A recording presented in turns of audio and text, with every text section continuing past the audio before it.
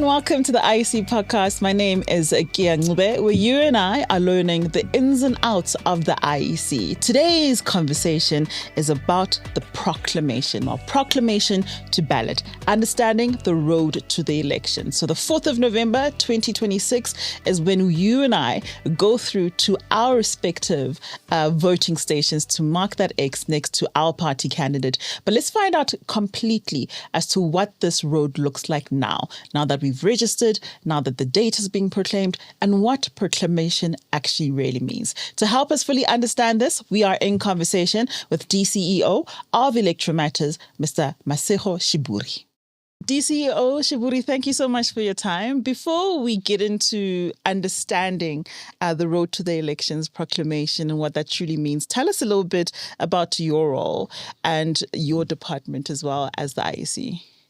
I'm one of 4 Deputy Chief Electoral Officers. I have the privilege to be responsible for a portfolio that interacts with voters. I'm responsible for setting up the voters' roll, setting up voting stations, candidate nomination, registration of political parties, election day activities, as well as providing the logistics for all the voting stations and overseeing the result announcement. It's a big portfolio, but a very interesting one. Okay, let's start then with the basics. What does it mean when the election is proclaimed? 2 things. In terms of our law, municipal councils are elected for a definite term of 5 years. Once the term expires, an election must be held no later than 90 days from the end of term. Proclamation is therefore the official notice setting a date of when an election would be. So it is important because once it is proclaimed, and it is proclaimed by way of a government gazette, which is a government newspaper, once it is gazetted, it has certain consequences and we can't ignore it. It triggers a number of things for entities like the Electoral Commission, but it also triggers certain things for political contestants. Earlier this year, we heard that the 4th of November is when we must prepare ourselves to go to our voting stations and vote. However, later on in the year, specifically the 7th of August, is when the date was proclaimed. So what is the difference between these two announcements? Sure. The person who's responsible for officially calling an election of municipalities is the minister responsible for cooperative governance and traditional affairs. We know, however, that following consultation with the Commission, we had asked of the minister that if the date were to be made known earlier, even though it is not officially gazetted, that is important to prepare everyone so that no one says, I did not know an election will be on the 4th of November. We were caught by surprise when the proclamation was made. It also assists us when we do our voter registration drive, because history tells us it is easier to register people when people already know there's an election imminent. So the announcement by the president was to prepare every one of us, more especially young persons who are in tertiary institutions, to have an idea whether they'll still be in Gauteng on the 4th of November or they will be in Monywaneng in Muleji, so that they can register against a ward in which they would be on voting day. Okay.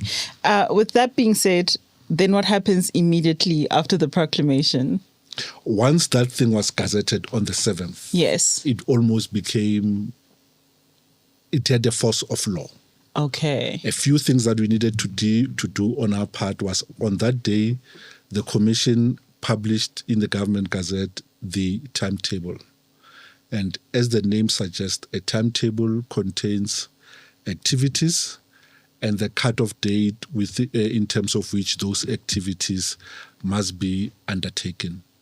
The essence of a timetable is to create certainty among stakeholders and interested persons to know these are the things we need to do, these are the timelines we need to observe, so that information is available to everyone and not to some and not all.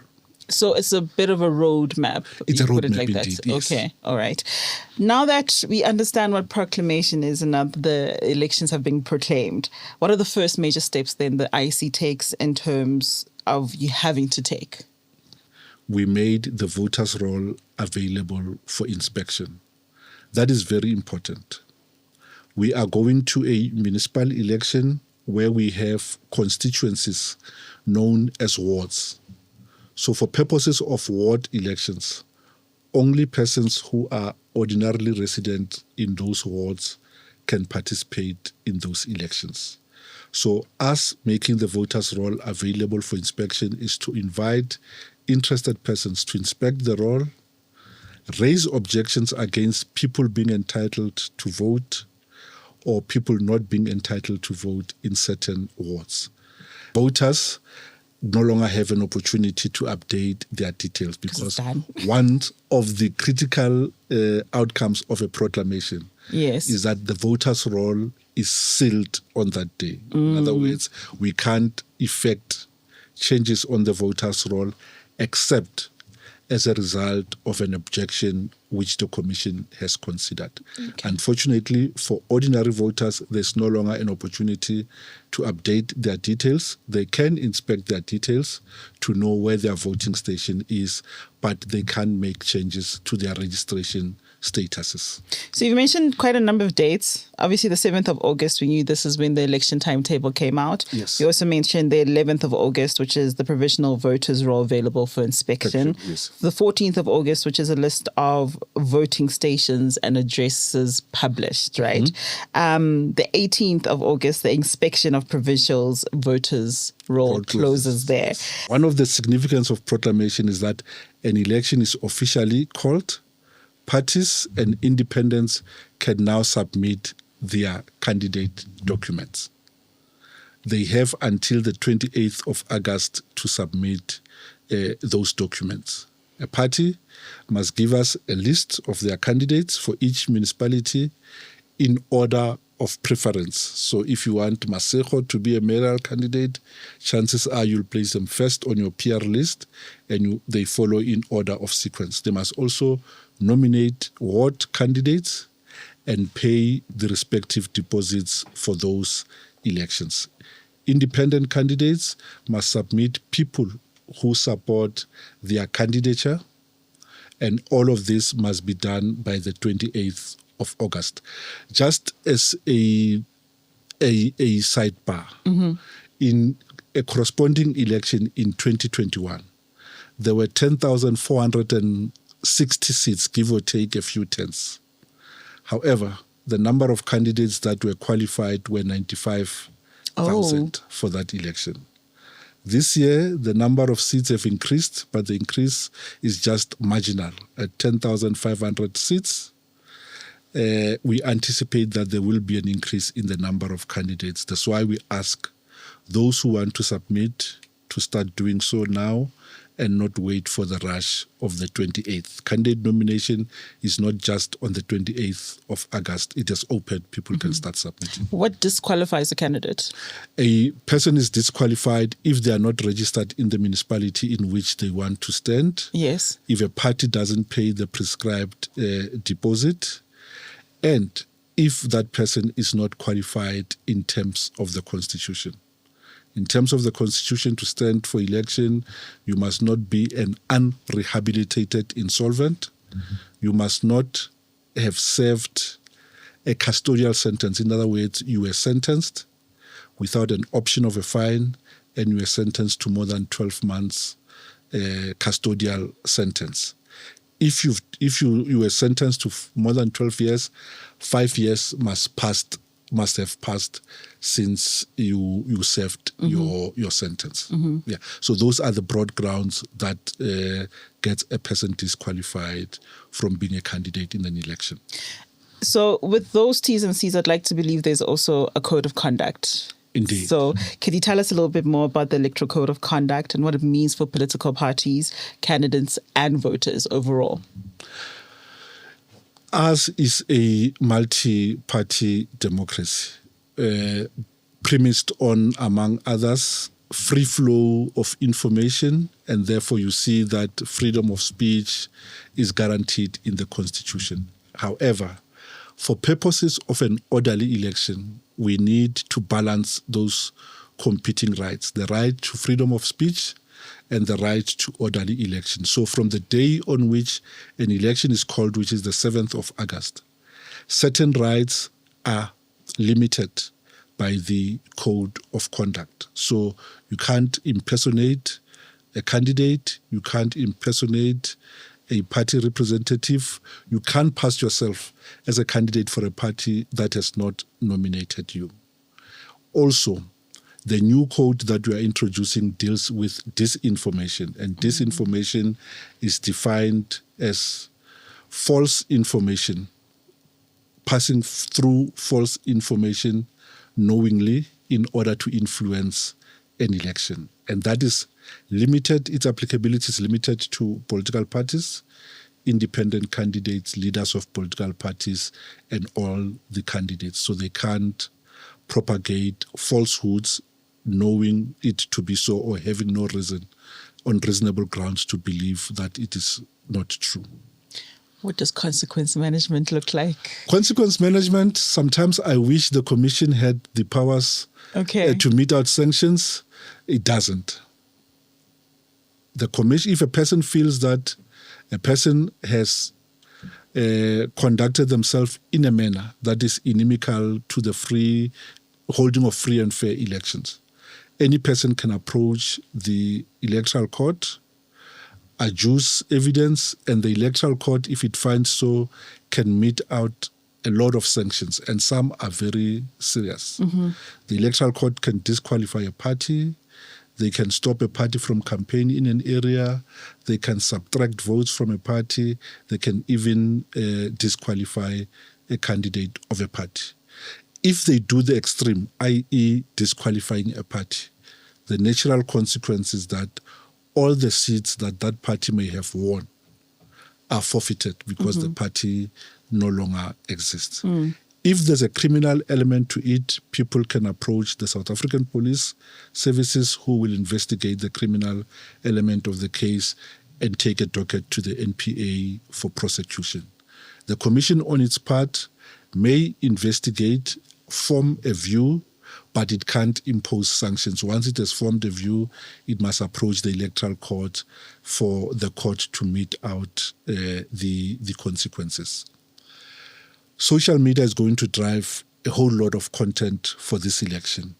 We have agreements with the majority of social media platforms for takedowns in terms of their own rules to try to stop falsehoods being perpetrated on that platforms. The rate of success is varied. We're more successful with others.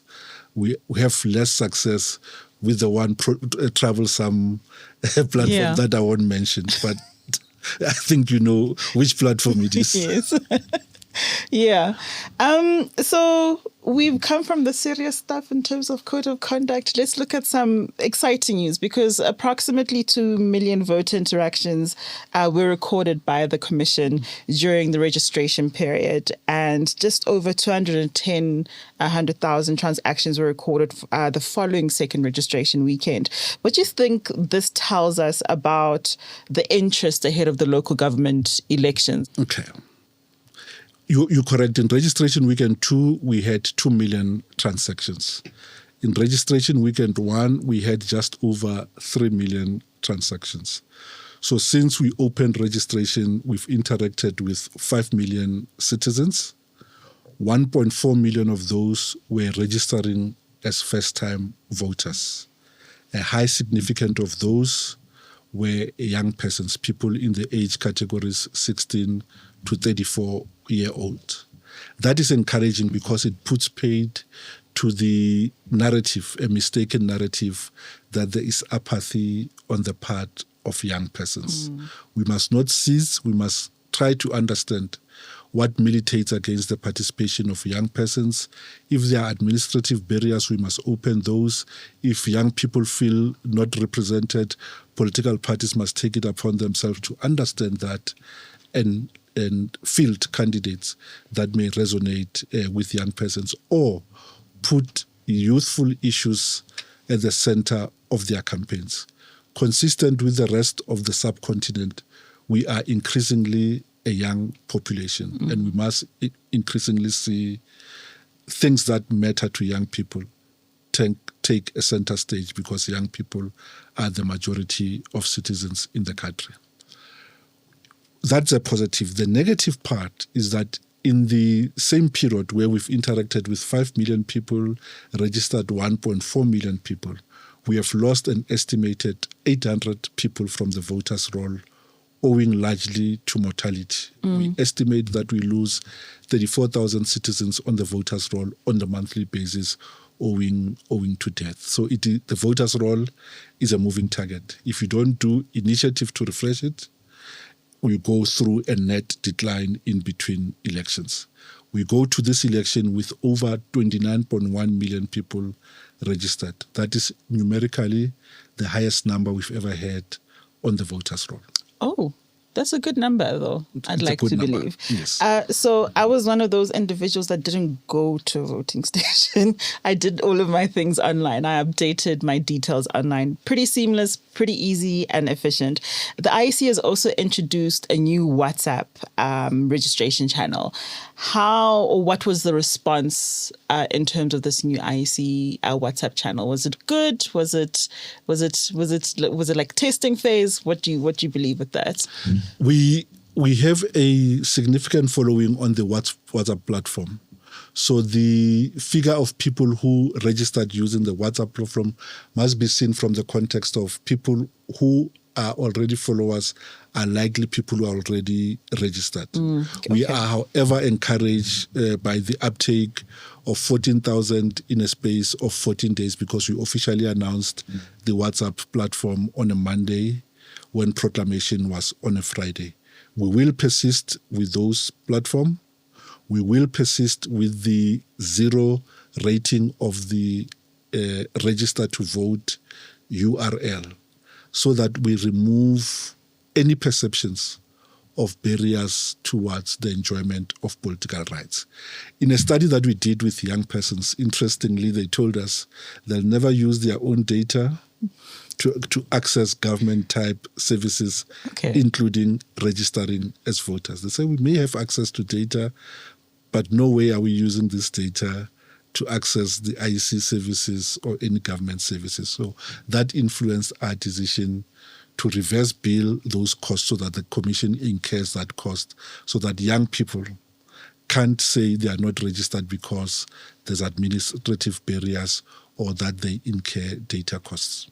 What do you think can be strengthened when you look at future voter participation going forward in terms of registration campaigns? There's a number of things. One is just the general disillusionment with the body politic in the country. We have a contribution to make as an election management body, but we think political parties and political contestants have an even greater role. People must see the benefits of a democracy. If they don't, they are going to opt out, and you can't call that apathy. It's because people attach meaning to democratic participation. And if they don't see the dividends, or if their perception is that there have not been any dividends for them, people will opt out of a democratic system. So democracy must mean something for citizens. So as we are preparing ourselves for November 4th, what do voters need to do now until voting day? If you are a voter, you are registered on the voters' roll.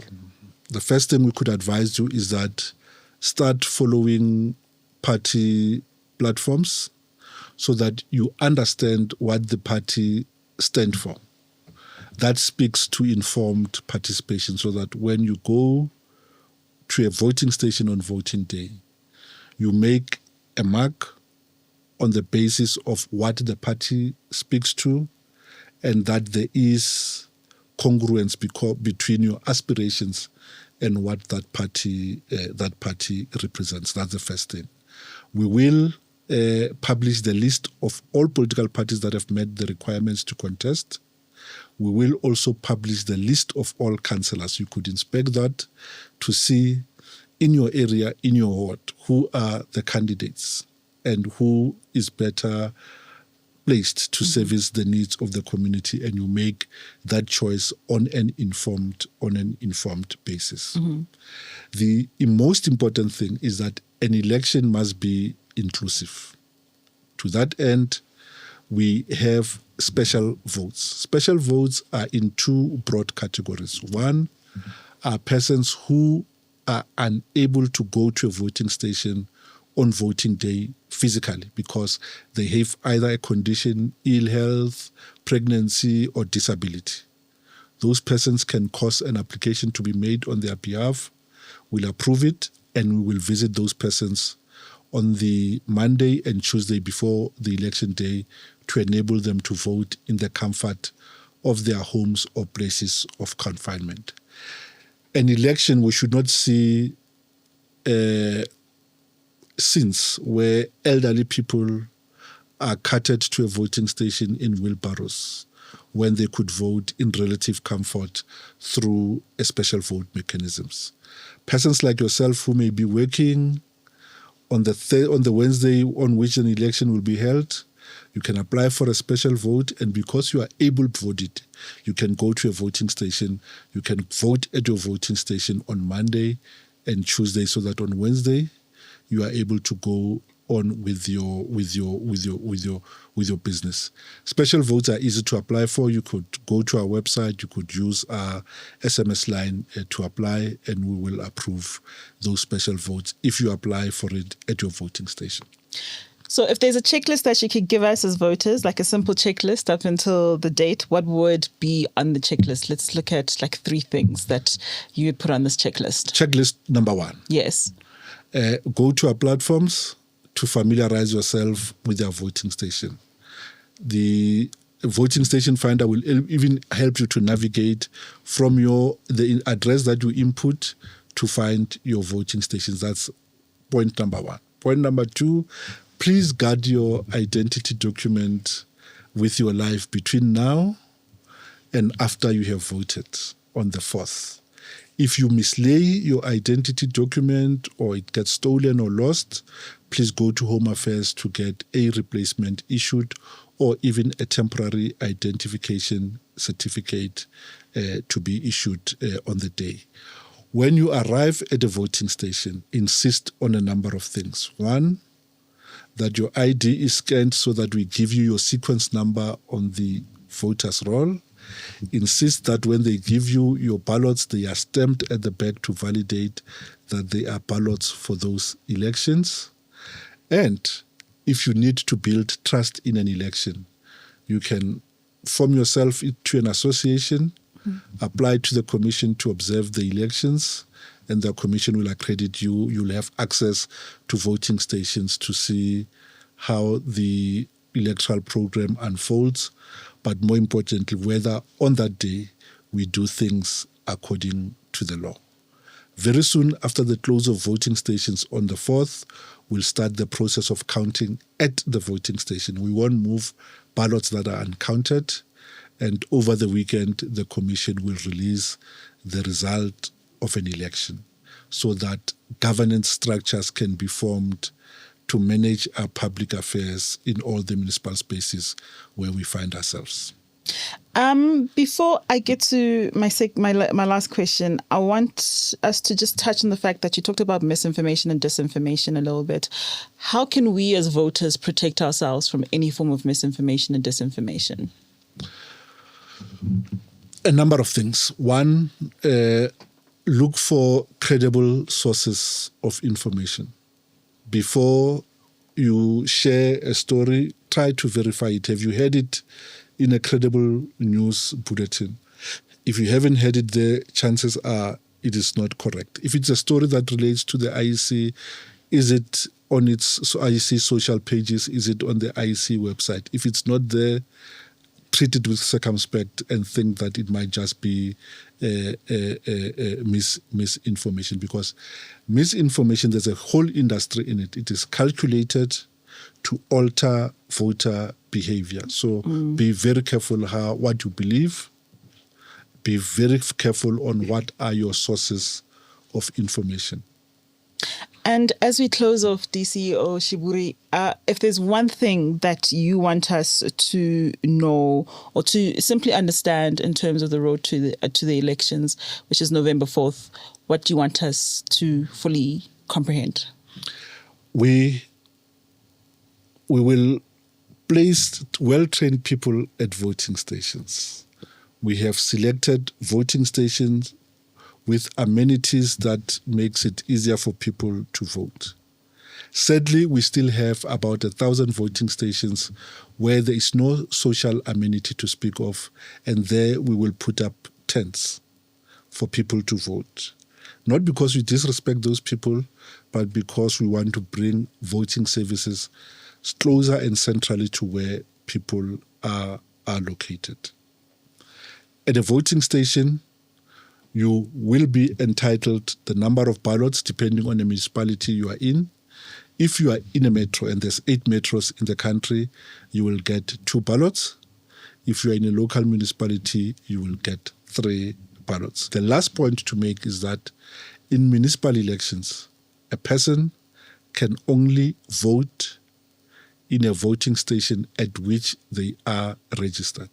So there is no opportunity to apply to vote at a different voting station from which you are registered. If you can't make it on the 4th of November, apply for a special vote between the 21st of September and no later than the 12th of October 2026, and you'll be able to vote either on the Monday or on the Tuesday, depending on your circumstances, either at the voting station or at the place at which you are confined. Truly appreciate your time today. You've broken it down really simply for us to understand what it means to go from proclamation to the ballot and just understanding the road to the election day. DCEO Sheburi, we truly appreciate your time today. Thank you.